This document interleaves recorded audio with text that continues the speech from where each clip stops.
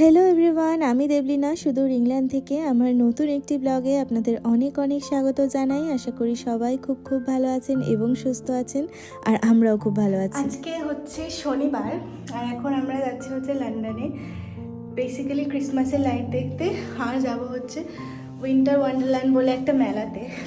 এই মেলাটাতে আগেও গেছি, আজকে আবার নিয়ে যাচ্ছি বাচ্চাকে। বাচ্চা প্রথমবার দেখবে। আমাদের ট্রেন রয়েছে 11:48, আমরা অলরেডি লেট হয়ে গেছি। এখন বাজে 11:44। তো আমাদের বাড়ি থেকে ট্রেন স্টেশন যেহেতু খুব কাছে, তখন স্টেশনের দিকে যাচ্ছি দৌড়ে দৌড়ে।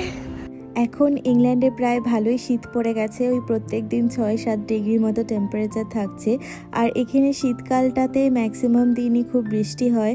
তো যে দিনগুলোতে একটু রোদ ঝলমলে ওয়েদার পাওয়া যায় সেদিনগুলোতেই চেষ্টা করি একটু বাইরে যাওয়ার, একটু ঘুরতে যাওয়ার, আর নইলে তো সবসময় বাড়িতেই কাটে।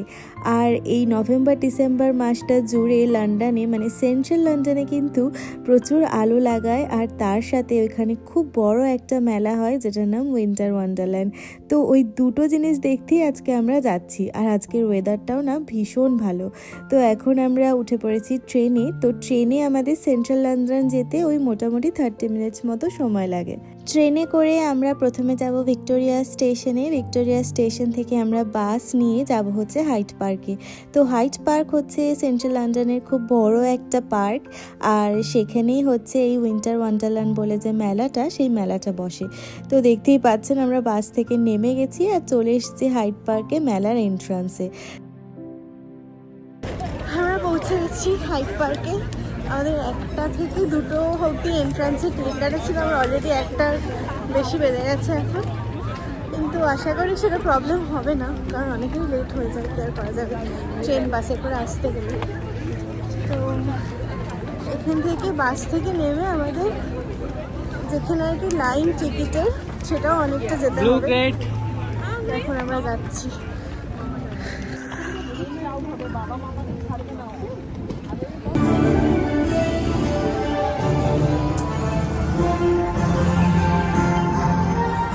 ঢুকে গেছি মেলার ভেতরে।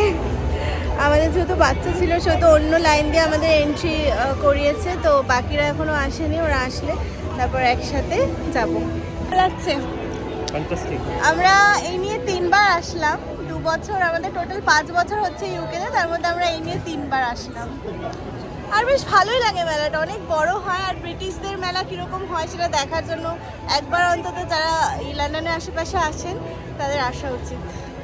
এই মেলার আমি আগেও একবার ভিডিও করেছিলাম প্রায় 2 বছর আগে, তো আমার চ্যানেলে সেই ভিডিওটা আপলোড করা আছে, চাইলে দেখতে পারেন। তবে আজকেও কিন্তু আমি এই মেলাটা আপনাদের পুরোটাই ঘুরিয়ে দেখাবো। আর এই মেলাটা না প্রচণ্ড বড় হয়, মানে আপনি যদি পুরো মেলাটা ভালো করে ঘুরে দেখতে চান তাহলে হাতে মোটামুটি 4 থেকে 5 ঘন্টা কিন্তু সময় নিয়ে আসতেই হবে। আর আপনি যদি নাগরদোলায় চড়তে খুব ভালোবাসেন তাহলে কিন্তু আরও বেশি সময় লাগবে, কারণ এই প্রত্যেকটা নাগরদোলাতে কিন্তু বেশ ভালো লাইনও পড়ে। আর এখানে না প্রচণ্ড ভয়ানক নাগরদোলনা আছে, যেগুলোতে উঠতে আমি তো পারবো না, তবে যারা এরকম নাগরদোলনা প্রেমী তারা কিন্তু অবশ্যই উঠতে পারেন এবং এখানকার মানে এই মেলার নাগরদোলনাটাকে এনজয় করতে পারেন। প্রথমেই আমরা কিনে নিলাম কিছু ফ্রেঞ্চ ফ্রাইজ, আর তারপরে আমরা গেলাম হচ্ছে একটা গেমের জায়গায়।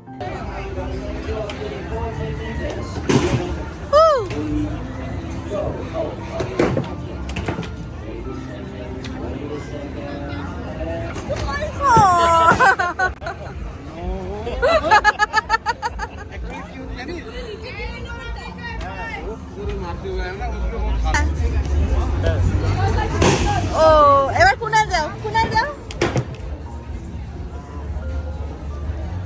তোর ব্যাগটা নামিয়ে দাও, ব্যাগটা নামিয়ে দাও।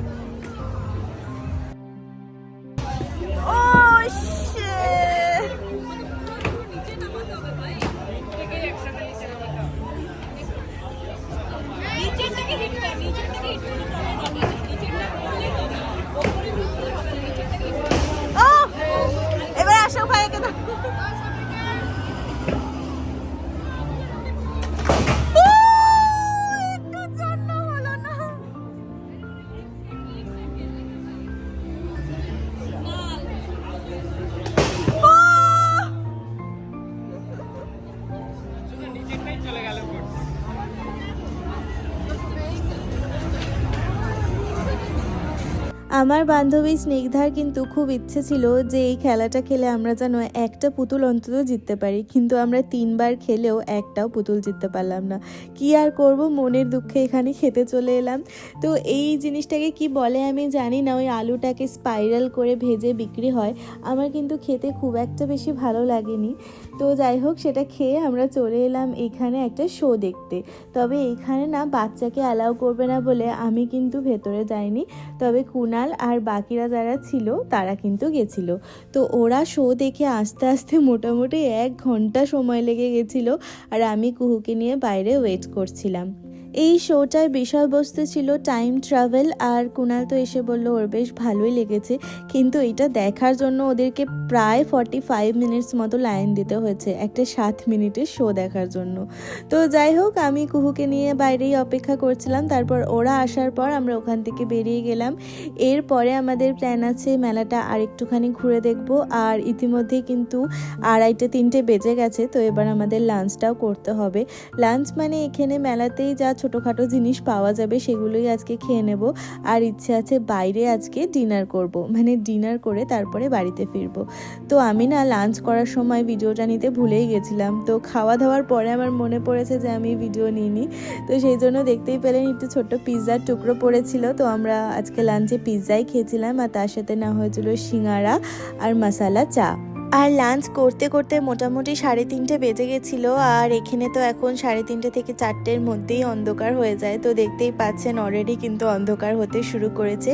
এই মেলাটা অন্ধকার হলে যেন আরও বেশি সুন্দর লাগে দেখতে, তাই আমরা ওয়েট করছিলাম যে অন্ধকার হওয়ার পরে কিছুক্ষণ থেকে তারপরে আমরা এখান থেকে বেরোবো। বাচ্চা হচ্ছে সন্ধ্যে 4:30, আর তার মধ্যে পুরো অন্ধকার হয়ে গেছে, আর অন্ধকারের মধ্যে মেলাটা দেখতে আরো বেশি সুন্দর লাগছে, মানে চারিপাশটা দেখতে আর কি। আমাদের এখন প্ল্যান হচ্ছে আমরা কিছুক্ষণ এখানে ছবি তুলবো, তারপরে আমরা আবার অক্সফোর্ড স্ট্রিটে যাবো, অক্সফোর্ড স্ট্রিটে লাইট দেখতে। আর এই মেলার মধ্যে এই ক্রিসমাস ট্রিটাকে সাজিয়েছিল আলো দিয়ে। তো বিভিন্ন রকম আলো এখানে চেঞ্জ হচ্ছিল, আর অন্ধকার হওয়ার পরেই ক্রিসমাস ট্রিটাকে যেন আরও বেশি সুন্দর লাগছিল। আমরা বেশ কয়েকটা ছবি তুলে নিয়েছি ক্রিসমাস ট্রি এর নিচে। আর তারপরে এই দোকানগুলো তো আপনারা দেখতেই পাচ্ছেন, এখানে না ম্যাক্সিমাম দোকানই ছিল খাবার দাবারের আর ওই গেম খেলার। তো গেম খেলার বিভিন্ন রকমের দোকান ছিল, আর প্রত্যেকটা দোকানেই না ডিফারেন্ট টাইপস অফ গেম। তো আমরা মোটামুটি 3বার 3টে দোকান থেকে আলাদা আলাদাভাবে গেম খেলেছি। আর এই নাগরদোলনাটাকে দেখুন, আমার বাইরে থেকে দেখতেই এত ভয় লাগছে নাগরদোলনাটা। এটাতে যারা চড়ে জানি না তারা কিভাবে চড়ে। আমি তো এইসব বড় বড় নাগরদোলনাতে ভীষণই ভয় পাই, তবে ছোটোখাটো নাগরদোলনাগুলো কিন্তু আমার বেশ ভালোই লাগে। তবে আজকে আর আমি কোনো নাগরদোলনায় চড়বো না, কারণ আজকে আমার একদম ইচ্ছে করছে না এরকম নাগরদোলনায় এতটা লাইন দিয়ে চড়ার। আর আমাদের যেহেতু পরেও এক জায়গায় যাওয়ার প্ল্যান আছে, তাই এখানে আর সময় নষ্ট করতে চাই না। তো এখন দেখতেই পাচ্ছেন এবার আমরা আস্তে আস্তে কিন্তু এক্সিট গেটের দিকে এগিয়ে যাচ্ছি। আর এই নাগরদোলনাটা ছিল এই মেলাতে সব থেকে উঁচু নাগরদোলনা। আমি তো কখনো এই নাগরদোলনায় চড়িনি, কিন্তু যারা চড়েছে তারা বলেছে যে এর ওপর থেকে নাকি পুরো লন্ডন শহরটাকে খুব সুন্দরভাবে দেখা যায়। আর নাগরদোলনাটা দেখতে কিন্তু পুরো লন্ডন আইয়ের মতন। আর আমাদের সাথে সাথে আজকে কিন্তু কুহু এই মেলাটাকে বেশ ভালো এনজয় করছে। বাড়ি থেকে বেরোনোর পর ও কিন্তু সেরকম একটা ঘুমায়ও নি, ও চারিপাশে তাকিয়ে তাকিয়ে দেখছিল সমস্ত জিনিস আর খুব এনজয় করছিল। এখন ঘড়িতে বাজে ওই সন্ধে 5:30 মতন, আর এবার আমরা মেলা থেকে বেরিয়ে যাব হচ্ছে অক্সফোর্ড স্ট্রিটে। এখান থেকে অক্সফোর্ড স্ট্রিট খুবই কাছে, তাও আমরা একটা বাস নিয়ে নেব। তো বাসে করেই 10 মিনিট মতো হয়তো লাগবে। You have to go outside the Oxford. Hello. So where do you get it? Okay, no, not this, no. আমরা এখন মেট্রো করে নামলাম অন্য একটা মেট্রো স্টেশনে। এখান থেকে অক্সফোর্ড স্ট্রিট যাব। অক্সফোর্ড স্ট্রিটের লাইটটা খুব ভালো হয়, তো সেখানে লাইট দেখব। তারপর আমরা ডিনার করব, ডিনার করে একদম বাড়ি।